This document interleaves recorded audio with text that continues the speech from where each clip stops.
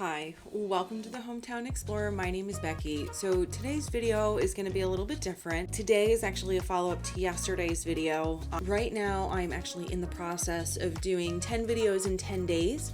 This is day 5. When I went to the farm from yesterday's video, I had the great pleasure of meeting the owner of the farm, Kristen Orr. And when I got there, she started telling me a little bit about the history of the farm and that she had found a connection between the property and Frederick Law Olmsted. So who is Frederick Law Olmsted? So Frederick Law Olmsted is probably not somebody that you're likely familiar with. You probably have never heard the name before, but I can pretty much guarantee that you are familiar with some of his work. So let's say, I don't know, Central Park? Or how about the US Capitol? Or how about the Emerald Necklace in Boston? Yeah, these are all projects that Frederick Law Olmsted had a really large part in. He really shaped the way, the world views our country. And it's crazy to think about because there's even so much more to this person. Even in just the little bit of time that I spent researching, I could say maybe 2-3 hours I spent really digging into this man. And Kristen, once she really learned this and kind of figured out who this man was, she told me she read 18 books on this man. And I believe it. This man did so much over the course of his life. I'm honestly more surprised that he isn't more widely known. I'm gonna link everything below. Like there's documentaries all over YouTube. There's a list of all of the parks that he's worked on. Connecticut alone has probably close to about 300 properties altogether. There's a lot of really nice parks that he's done in this state parks that I've gone to that I've greatly enjoyed. So I think at some point, I'm going to try and do some of that too. Maybe check out some of those parks and kind of maybe do a little bit of a series on it. I'm not sure. I feel like Connecticut has so many of his properties and he's such an interesting person outside of the parks and the landscaping and all of that. Something that a lot of people may not know about Olmsted is he was one of the first contributing journalists that was part of the newspaper that eventually became the New York Times. I can't remember the name of it offhand. I'll put it right here. This newspaper, they wanted to approach their reporting in a different way for the time. So they decided to really take an objective approach on basically any topic that they were covering.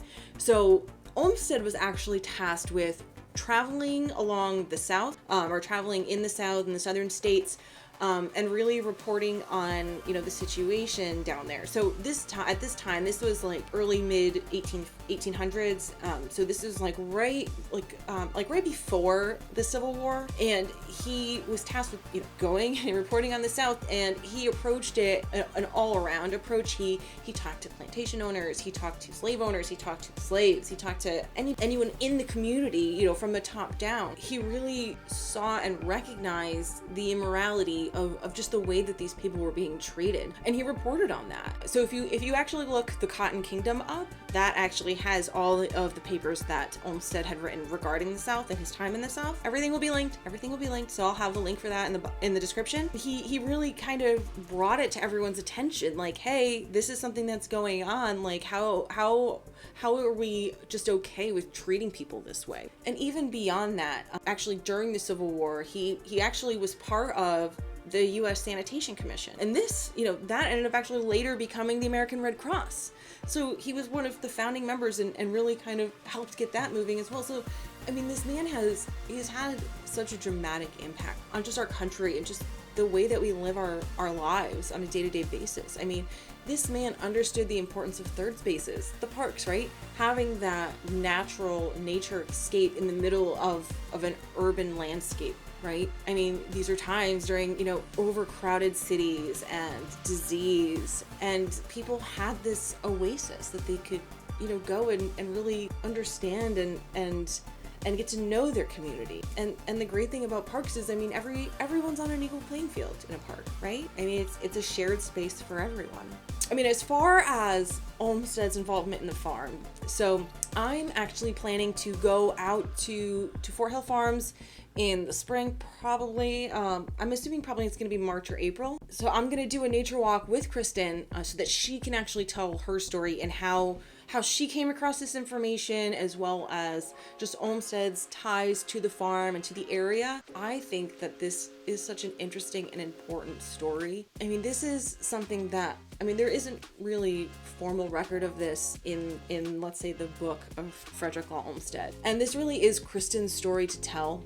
I mean, I think she knows and understands this property. She knows and understands the choices that Olmsted made for that property. And I think that's incredibly important.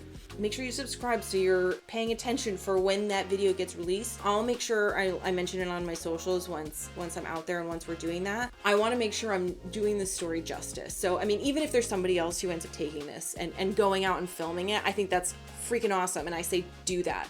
If you're in the area, she does nature walks. She will gladly take you around and show you the farm and tell you this story. I'll have all of her information linked below because you can call her and schedule a nature walk, and she actually does this all year round. I mean, as long as there's no snow, which it's it's December 20th. We're actually right before Christmas right now. I think we're gonna get a little bit of snow today, so I don't know if there's gonna be nature walks for like how much snow we're gonna get.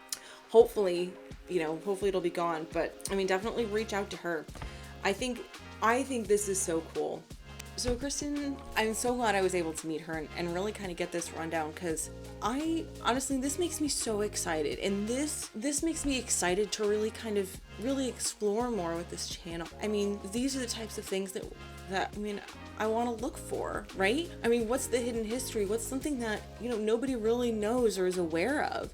I mean, I like the historical aspect. I mean, there's obviously Connecticut is pretty old. There's a lot of fairly old stuff here, which I'm so thankful for. But this is something that who would have known, right? I mean, obviously Kristen knows, and she's happy to share this story. And honestly, I'm so excited. I'm so excited for her. I think this is super important, and I think it has significance. It has significance for her, for her family, for the property. You can actually go and check out the farm any time of year. Make sure you check out the corn maze. I know that they're working on some of that stuff now at this time. By the time we're able to go and do the nature walk, we should know what the design is. So I'm really excited for that. All right, well, if I have done nothing but encourage you to check out something that is local to you, then I have done my job for today. Thank you so much for sticking around and making it to this point. Let me know in the comments if you have any parks that Olmsted had a part in near you. Have you been to any? Do you see the vision that he had for his parks? Had you heard of Frederick Law Olmsted before this? I'd really like to hear everyone's thoughts. Consider subscribing and check out tomorrow's video, and hit the like button if you like this video, and I will see you tomorrow. Thanks so much.